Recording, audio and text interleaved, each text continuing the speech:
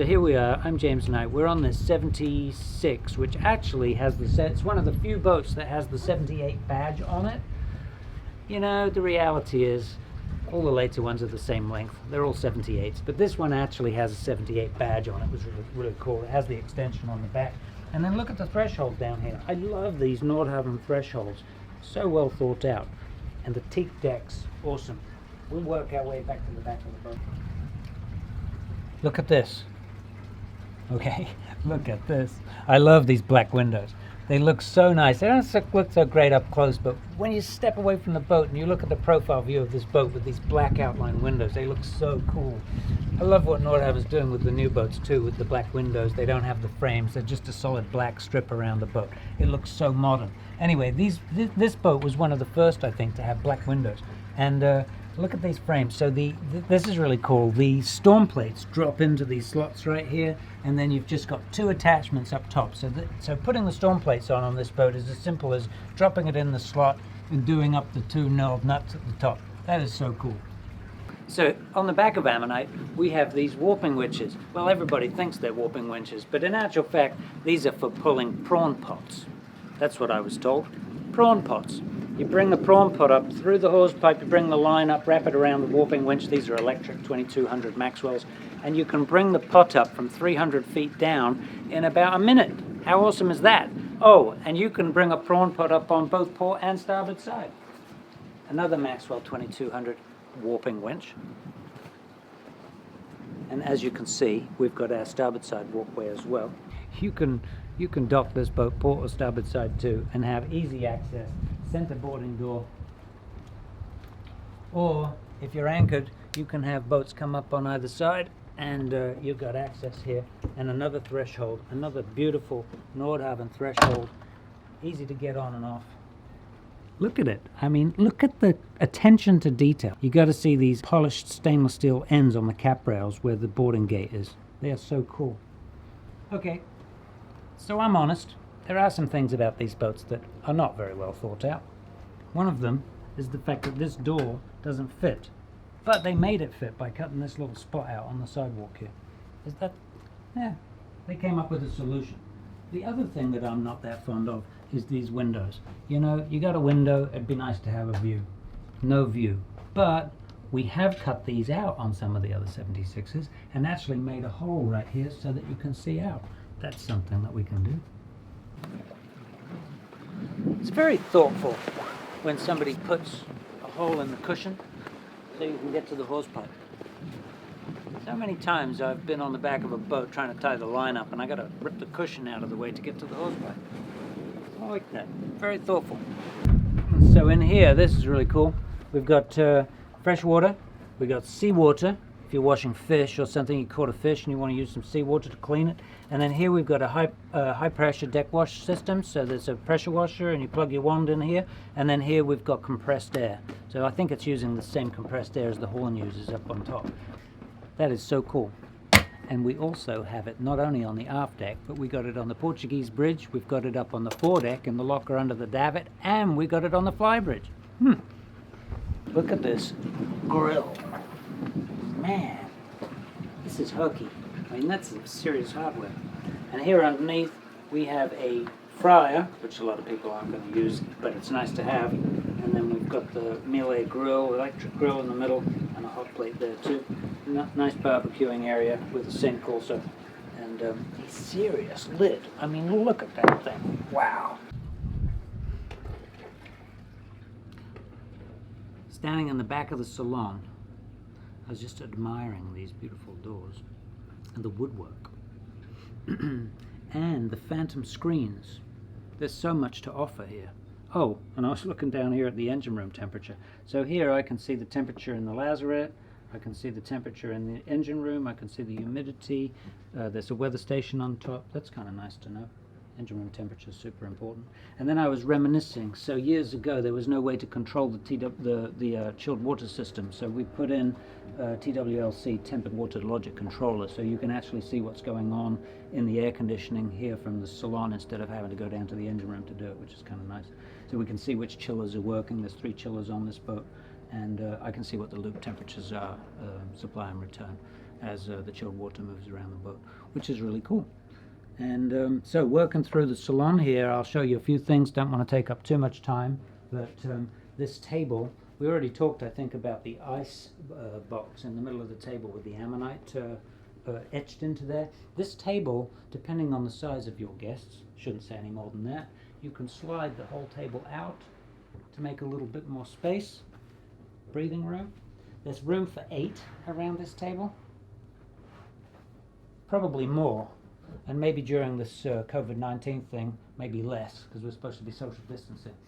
Kai's been using this TV up here to view slideshows, and that's really nice. When you're having dinner, you can watch the slides from your recent trips. Beautiful rope lighting, accent lighting above here.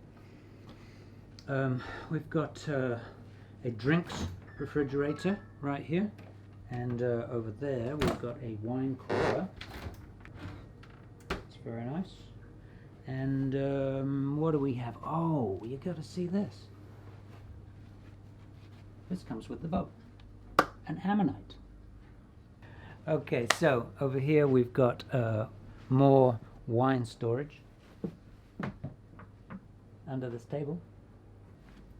And if you think it's complicated in the pilot house, check out the rows of light switches.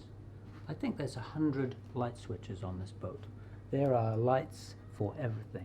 Accent lights, LED lights, 240 volts. So this boat is a 240 volt 50 cycle boat. Here's the electrical panel. So this is a 240 volt 50 cycle vessel. We are plugged into US power right now on the dock here at Old Port Cove, and we are running on an Atlas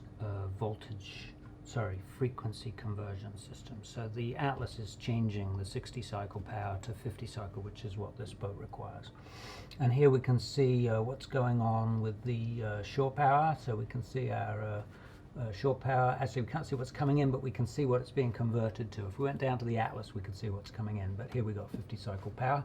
And this tells us what our 40 kW is doing, what our 27 kW is doing, and then our inverter system, which is presently battery charging, but that's the voltage that's coming through the inverter.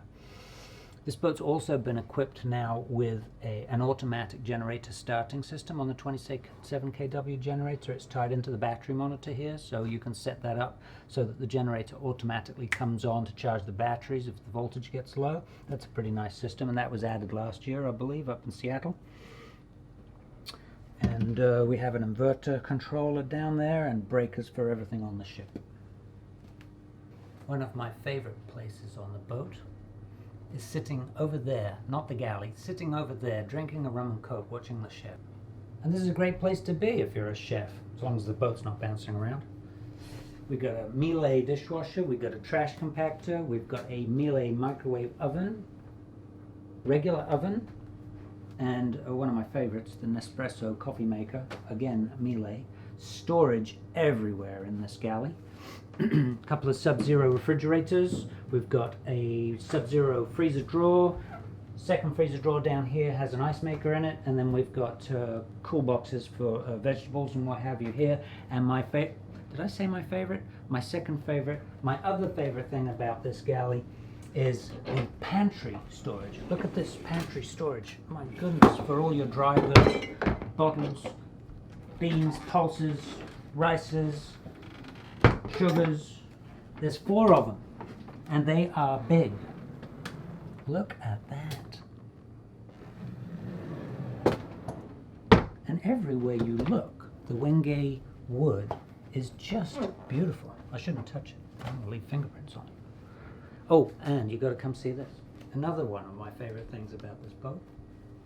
I got to be careful how I do this, because oftentimes it comes down quicker than I want it to. Just have to give it the gentle tap.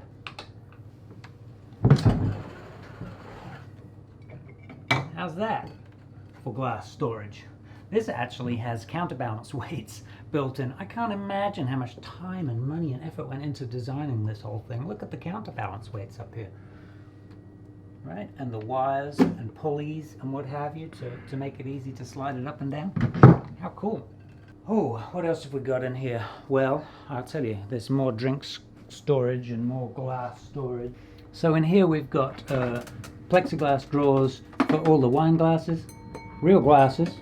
Everything comes with the boat, by the way. We've got our ice bucket, cocktail shakers. We've got champagne flutes. Oh, and everything's lined and made to take these glasses. Look at this. There's dozens and dozens and dozens of them. If you had to have these made here, it would cost you a fortune. Those are so cool. And more drawer storage. And off to the master stateroom. But before we get there, etched glass. Okay, and just off the starboard side of the galley here, we have access to a day head, which is nice. It's far enough away from the salon that your guests can come away from the activity and use the head.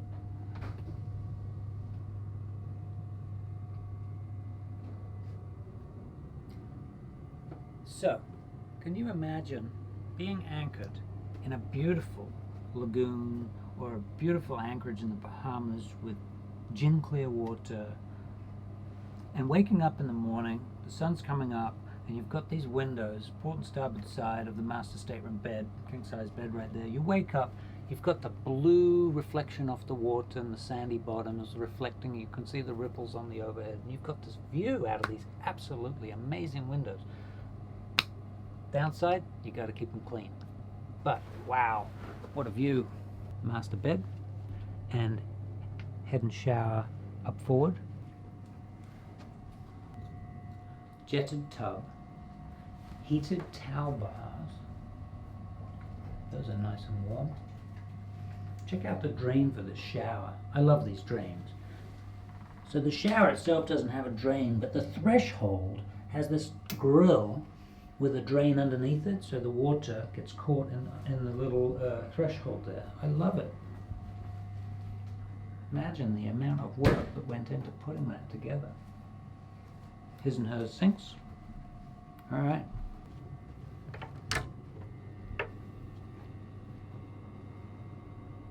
Lots of closet space.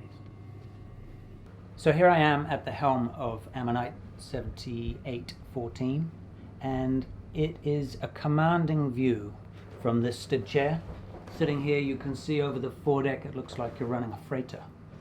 And the average person comes up into this pilot house, and it's a bit daunting because there's buttons and there's gauges and there's monitors and there's controls.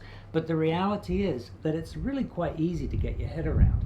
Once you start learning what does what, it's all very much within the grasp of the average person. We've got water maker controls, we've got GPSs, we've got monitoring equipment up there for the grey and black water system, we've got engine controls perfectly positioned right in front of you so you can see what the oil pressures are and the temperatures and what have you. We've got our stabilizer control right there so that you can see what the fins are doing. You can control the gain on the stabilizers and make them work harder or less hard depending on the sea conditions if you want to. We've got a Navtex controller, which honestly people don't really use around here. That's more for European waters. We've got the AIS there, pulling in targets and sending out your position so people know who you are and where you are. We've got the Kallenberg horn controller. We've got a satellite compass. We've got generator controls. We've got a slew of buttons there that look like from the cockpit of a 747. But the reality is that a lot of them are just monitoring bilge pumps, and you've got your air intakes, ventilation for the engine room. We've got hydraulic pump selectors, and we've got some deck light controls there, but nothing too complicated. We've got some indicators there. If you've got bilge alarms, they come up right there. You'll have an audible alarm that'll tell you if there's a problem, and that'll tell you where the problem is as well. That's nice to have red lights in the corner. And then down here we've got, this is a perfect array of electronics. We've got our displays all clearly right in front of you. You can get to everything. We've got our engine control, so if you need to throttle back in a hurry, they're only an arm length away. We've got a steering station, we've got autopilot control, so you really don't have to move very far. This is a super comfortable chair, by the way, the Stid. Orthopedic surgeon, I think, designed these. I love sitting in these Stids, and you need a nice chair when you're sitting on watch for 4 hours at a time, and I can do that quite easily in a Stid chair. We've got a Navnet 3D. We have a time-zero computer navigation system over there. You have to switch seats, big deal.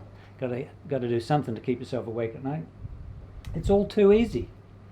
Carlisle Finch searchlight control, so if you want to pick up somebody at a distance, you can turn the searchlight on right here and you can focus in. It's like a laser beam. Got to be careful not to set fire to them. And over there we've got some extra radios. We've got an HF radio, there's a little nav station over there, satellite telephone. We've got our microphones, there's a loud hailer if you want to grab somebody's attention out in front of you.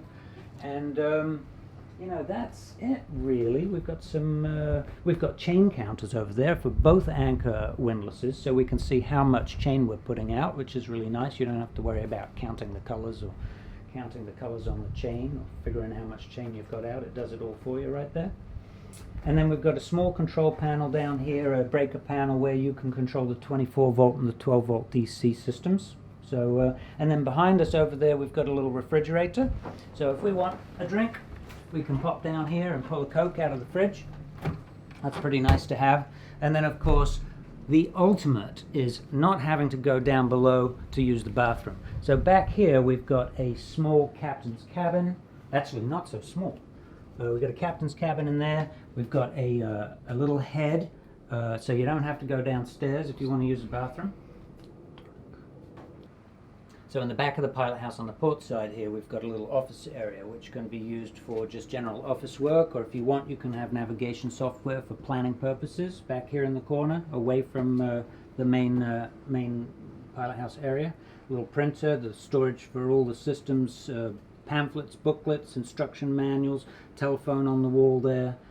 It's a nice little area right under the access to the Flybridge. So here I am in the captain's cabin, or what some people refer to as the captain's cabin on Ammonite. It's at the back of the pilot house. You've got a view, you've got a blind here, and you've got a view of the pilot house so you can see what's going on. The reality is that actually this is more of an owner's cabin than a captain's cabin. More often than not, when an owner is taking this boat on a long trip, rather than go sleep down below in the forward cabin, you know, this is a pretty comfortable spot. And whoever's on the helm back there, or up there, if they need assistance in checking a ship or doing some chart work or whatever, you want to have a second person within easy reach. So having somebody sleeping back here in this cabin behind the pilot house is perfect. You can just knock on the door or get their attention and you've got somebody sitting next to you at a moment's notice. And it's a comfortable place to be. It's at the back of the boat. Now these beds are right now put together as a double, but you can see the tracks on the floor. If you look down there, there's a track here, there's a track here. This bed separates and half of it pulls across the bedside table or nightstand, switches and goes in the middle. So you've got a nightstand in the center and two twin beds, one either side of the cabin. So you've got complete flexibility there. Nice little TV. You want to watch movies while you're off watch, and let's move on. And then over here on our starboard side behind the helm position, so if you've got guests on board and they want to come up and watch what's going on in the pilot house, it's a really nice sitting and even a dining area up here. And I'm sure you could probably fit about 8 people around these tables. There's a second or a last piece of table that fits in between here and clips in place to make a full table where you could have some nice eats while the captain's driving the ship. As we come around the port mid-deck on Ammonite, you'll notice the modified railings. The 4th railing on the top was added as per MCA safety regulations some years ago. And we have an aft-facing seating area with some teak grated tables. Pretty big deck for adding chairs and sitting back here watching the water sports activities off the aft deck.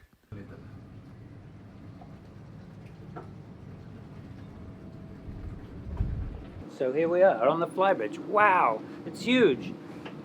And the first thing you see coming up here is this refrigerator. It's got ice in there, a little ice maker in there. Oh, it makes me thirsty. Perfect. I'll have one of those. And we've got a sink over here. We've got a lounging area, more stood chairs, and another autopilot remote, which is kind of nice. When you're sitting here, you don't have to reach forward, so you can pull this and actually steer the boat right here with this little knob. We've got another new display. We've got a Navnet 3D. We've got steering. You know, the reality is, when you're parking this boat, you're probably not going to do it up here for very often, because you can't really see a whole lot. It's nice if you're cruising out at sea to be up here, and you do have control, and you probably could park the boat from up here, but you're going to be hopping back and forth and looking over the side to see where you are when you've got a perfectly good wing station down there that you can use. But yes, you've got it all here. You've got bow thruster controls, you've got port and starboard engine controls, you've got steering, you've even got stabilizer control so you can center the fins. We've got a navnet. Oh, actually, no, that is a forward-looking sonar control, so you can drop it down under the boat, pops out the bottom of the boat. That's one of those things that people don't use very often. You need a degree to figure out how to decipher the image you're getting. But you know, an expensive piece of kit, and if you learn how to use it properly, nice to have. We've got anchor windlass controls, we've got start-stop buttons on the engines, we've got another Carlisle Finch searchlight control here. The compass, which nobody uses anymore, of course. It's nice to have if everything else fails. Doesn't happen very often. We've got our depth sounder, we've got wind, we've got engine controls, so we can monitor again oil pressures and temperatures and RPMs and all of that. Fuel burn even on those. And then we've got our VHF radio and our boat speed. So it's all there. Underneath here we've got the air conditioners. Up under the Flybridge we got the air conditioner modules, the air handlers for the pilot house air conditioning. And we got another nice seating area here that, so if you've got guests on board, they can sit and watch what's going on and enjoy the air. We're not going to go up there, but boy, there's a lot of real estate up there. And you got your mast and your antennas, and yes, there are a whole slew of antennas up there. You know what's nice about this boat? This boat's been modified also, because these railings were never this high originally. This railing's been put on since the boat was built. I think I mentioned it yesterday. This boat was MCA certified. The previous owner did it because he was considering chartering the boat.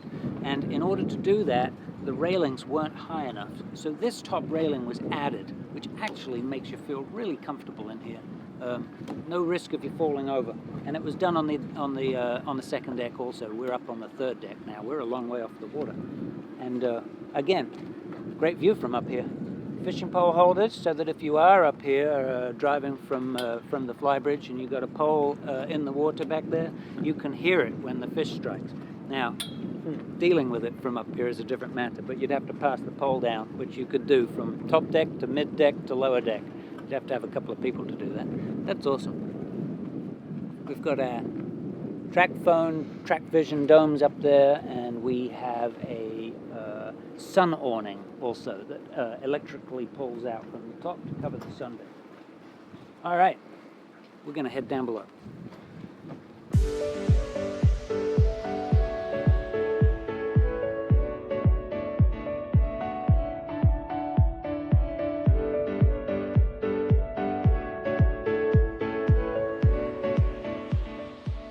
So turning around and moving forward on the starboard side here, we've got the guest stateroom with a walk-around queen, and then up on the aft bulkhead of that cabin there is a pull-down Pullman berth, which doesn't get used very often, but it gives you an extra bed there if you want it.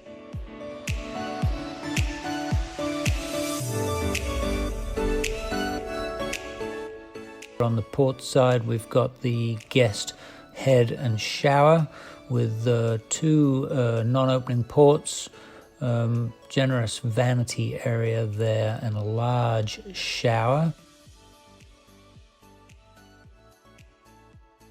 Moving further forward on the starboard side, we have another queen walk around. This would be the VIP with two more non-opening ports there.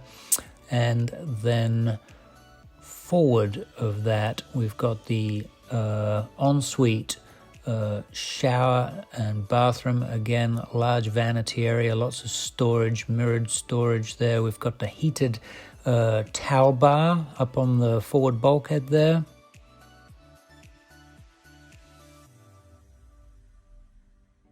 And a large walk-in shower. Now, moving back aft again through our Navy destroyer door, we head into the engine room where we've got the twin MTU Series 60 engines. Really good standing headroom in this engine room. You can see there we've got the fuel manifold, an oil change system on the forward bulkhead. The MTUs here I think have been increased to 500 horsepower apiece, if I'm not mistaken. recently serviced, and the heat exchangers were pulled out and cleaned up and put back. That was all done within the last 6 months. Large generator with the PTO for the star stabilization at rest system there on the inboard side of the Onan. Looking forward, you can see the fuel filters on the forward bulkhead. The exhaust risers have been done. The wraps have been replaced.